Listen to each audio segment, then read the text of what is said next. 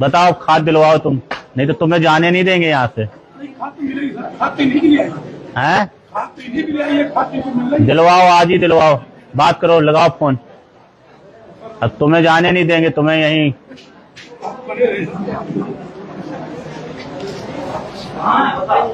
तहसीलदार कहाँ है? बुलाओ, आज सबको यहीं बैठा लो, जब तक कोई जाएगा नहीं, जब तक खाद नहीं मिलेगी।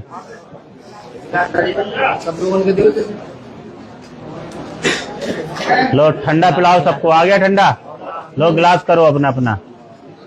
बस अब तुम लोग खाओ पियो, अभी पूरी सब्जी मंगाते हैं, खाओ, ठीक है?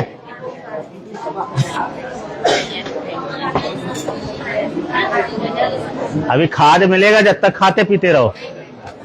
क्यों भाई? हैं? सबको खिलवाओ जब तक कोई छूटे ना। आज दरोगा जी की जमानत नहीं होगी जब तक खाद नहीं मिल जाएगी, ठीक है?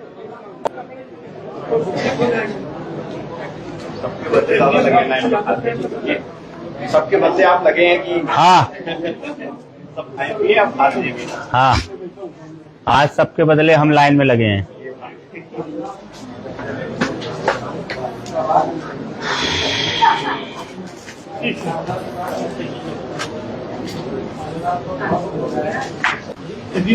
हमने तो डीएम को भी, डीएम से ही बात कर रहे थे ना, तो डीएम को भी क्या दिया तुम्हारे? क्या दिया? बांटे नहीं तो उनको भी बंद बैठा लेंगे। आज खाद बटेगी जब तक तुम्हें भी जमानत नहीं मिलेगी।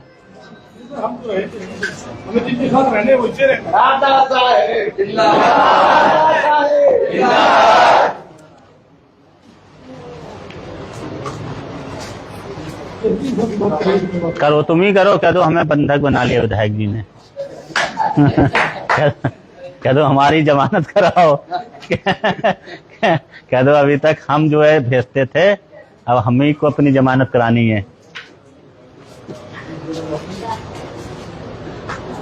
क्यों कप्तान?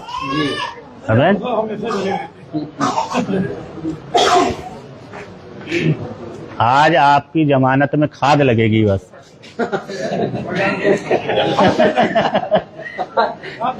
खाद बटेगी तो तुम्हारी जमानत है, नहीं तो तुम भी यहीं बैठोगे। आइए बुलाओ। हाँ नमस्ते, आगे आइए। पीछे से नमस्ते नहीं करते कभी।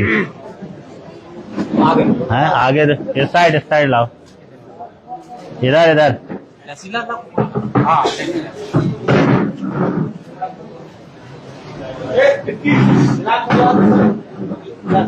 कहाँ है तहसीलदार? आ गए?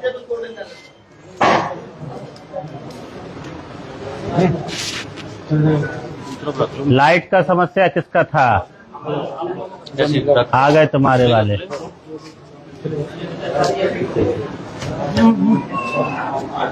हाँ है?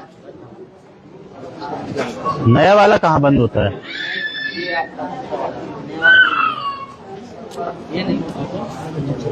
क्या है? नहीं, इसमें लॉक ही नहीं है।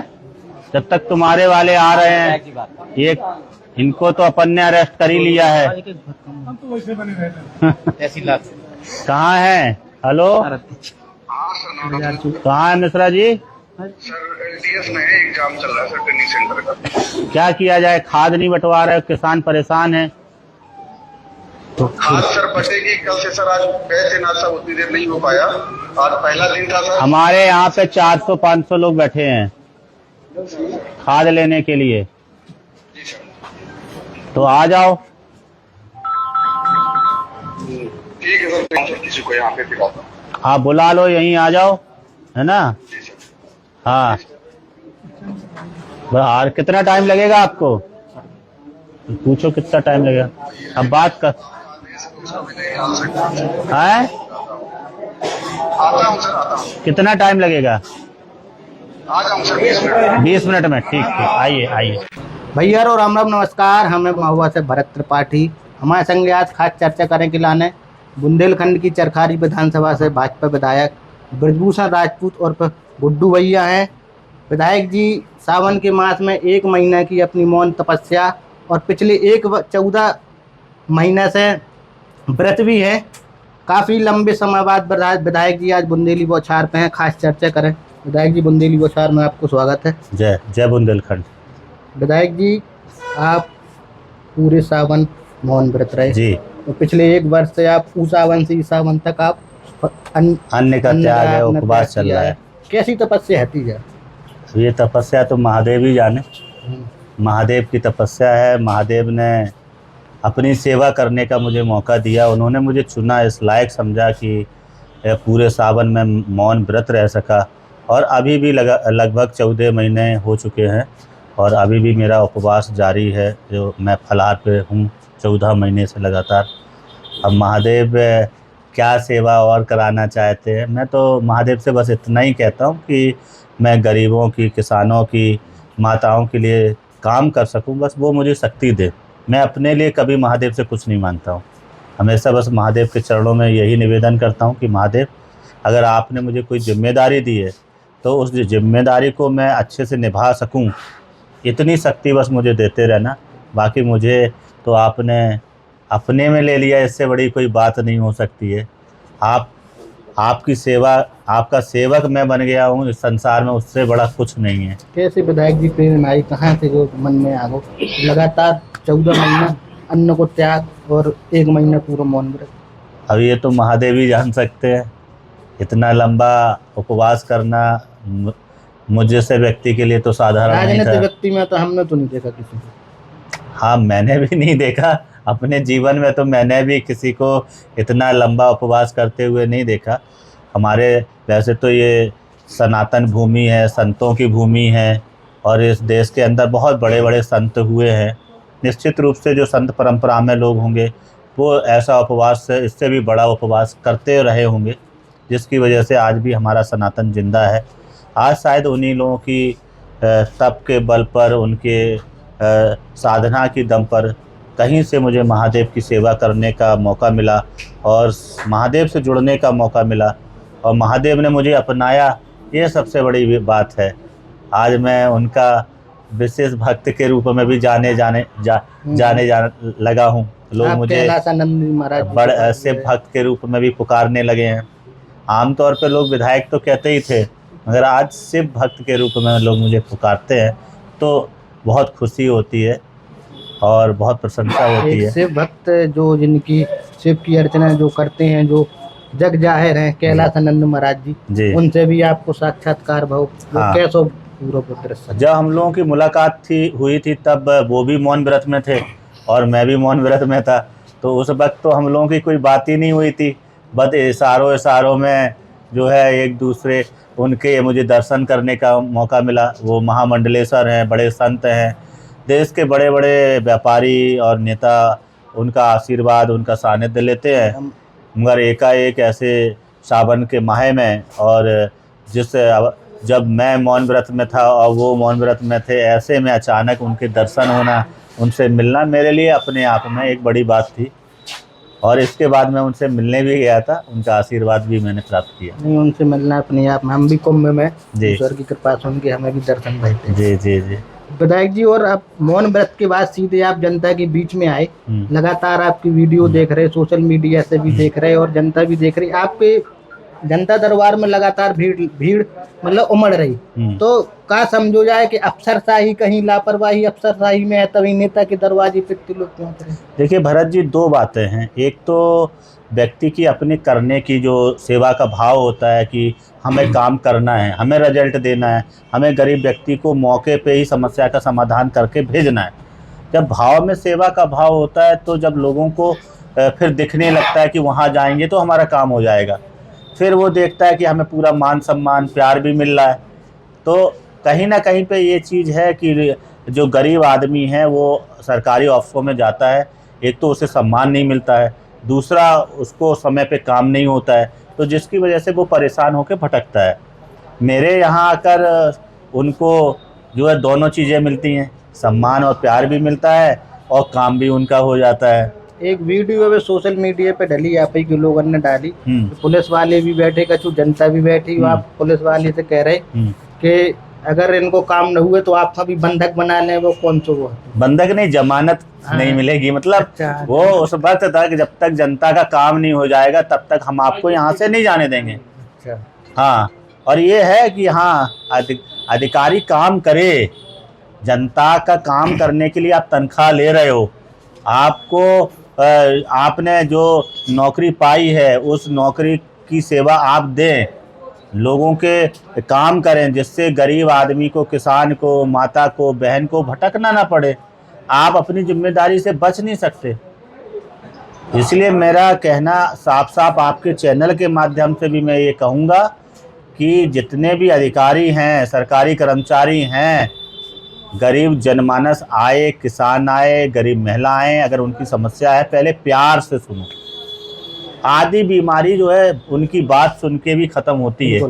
अगर आप उनकी बातों को गंभीरता से सुनेंगे तो आपको बहुत सरलता के साथ में उनके समस्या का समाधान मिल जाएगा। उनकी समस्याएं बड़ी नहीं हैं, बहुत छोटी छोटी समस्याएं हैं, खेत की नपाई की, नाली की, सड़क की, बिजली के बिल की, बहुत छोटी छोटी सी समस्याएं हैं।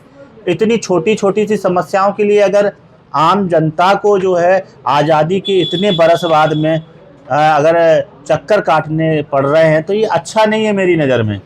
तो मुझे यही लगता है और मैं यही कहूँगा कि जैसे छोटा सा बिजली का बिल आ जाता है, ज़्यादा होता है, गरीब आदमी जितना समझदार नहीं है, इतना पढ़ा लिखा नहीं है कि वो बार बार आपके चक्कर काटे।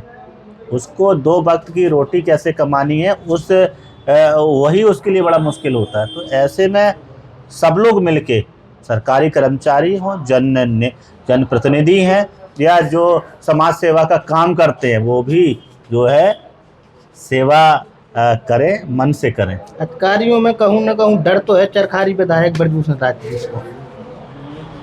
आपकी बातन से आप जब बात करा तो उनसे वीडियो आपकी आती, क्या है बातचीत विधायक जी आपके अंदर ऐसे? नहीं, मेरे अंदर कुछ ऐसा नहीं है, जो है महादेव का है। बाकी बस पूरे ईमानदारी के साथ में मैं लोगों के काम करवाने की नीयत रखता हूँ। सेवा का भाव स्पष्ट है मेरा कि मेरे अंदर कोई छल नहीं है कि आपके सामने मैं कुछ बोलूँ और फिर बाद में कुछ और बोलूँ, ये मेरे अंदर नहीं है। मैं जो हूँ सामने हूँ, पीठ पीछे मेरे कुछ नहीं है, मेरे अंदर जो है वही बाहर है।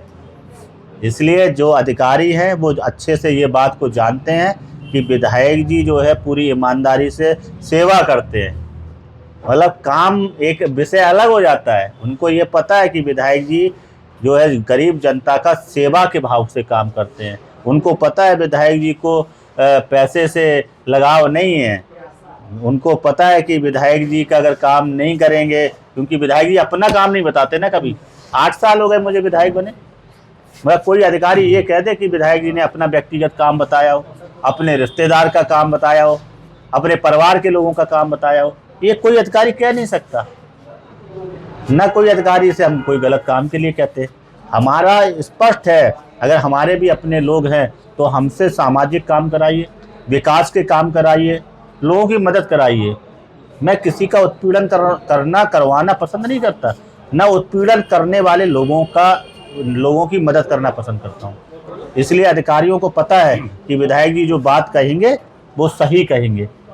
वो उनकी बात अगर वो कह रहे हैं, किसी का पक्ष रख रहे हैं, तो उसमें सत्यता होगी, सच्चाई होगी, तभी विधायक जी उसका पक्ष ले रहे हैं।